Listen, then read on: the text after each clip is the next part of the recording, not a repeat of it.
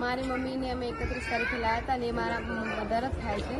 એમને અમે 31 તારીખે લાયા હતા અને એમનું મોત ડૉક્ટરની બેદરકારીના કારણે થયું છે. એક પાટણનું ડૉક્ટર મુકુંદભાઈ પી પટેલનું દવાખાનું જે FMSના બોર્ડ મારી અને ગરીબ માણસોને મારી નાખવાના ધંધાનું એક આ દવાખાનું છે. તો અત્યારે એક કેસ એમને બગાડી મૂક્યો છે. અમારું સાજું માણસ એમને મેં આપ્યું હતું અને અત્યારે આ દવાખાનાની અંદર અમારા માણસને ઓપરેશન કર્યા પછી એમનું મૃત્યુ પામ્યું છે અને એમના સ્પેર પાર્ટો પણ કાઢી લીધેવાની શંકા છે અમને.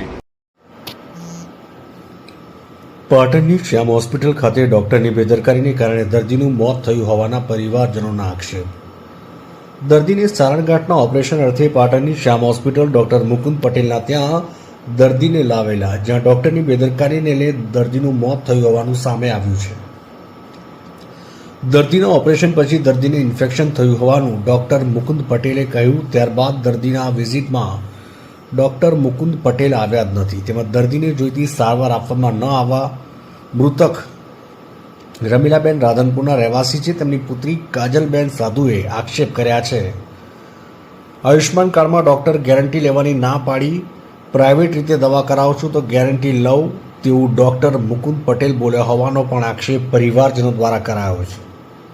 મૃતકના પરિવારજનોએ કહ્યું કે અમારું પેશન્ટ પાછું આપે અથવા તો તંત્ર અમને ન્યાય આપે તેવી માંગ મૃતક રમીલાબેનના પુત્રી કાજલબેન સાધુ દ્વારા કરાઈ. ડોક્ટરે કેસ દબાવવા 50,000ની ઓફર આપી હોવાનું સામે આવ્યું.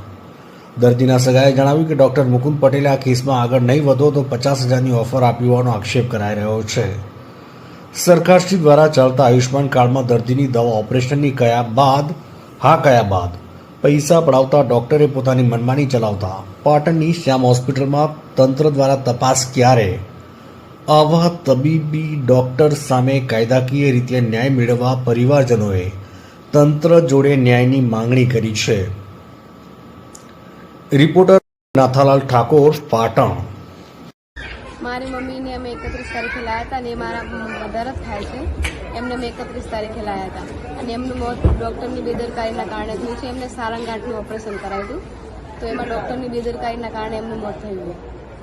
ડૉક્ટર કે અંદર ઇન્ફેક્શન થઈ ગયું, પછી ડૉક્ટર હાજર જ નહીં થઈ ગયા. ઓપરેશન કરાયા પછી ડૉક્ટર આવ્યા જ નહીં. કે કાર્ડમાં હું ગેરંટી નહીં લેતો, આયુષ્માન PM જે કાર્ડ આવે એમાં ડૉક્ટર એવું કે હું ગેરંટી લેતો નથી અને તમે પૈસેથી કરાવો ને એમાં હું ગેરંટી લઉં. એના પછી અમે આજે ICUમાં દાખલ કર્યા ત્યારે ડૉક્ટરે અમને એવું કીધું કે થઈ જશે. એમાં અમને સાઇન બી કરાવી કે બધું અહીંયા કંઈ પણ થાય તો જવાબદારી હું લઈશ કે એની અમારે સાઇન કરાવી.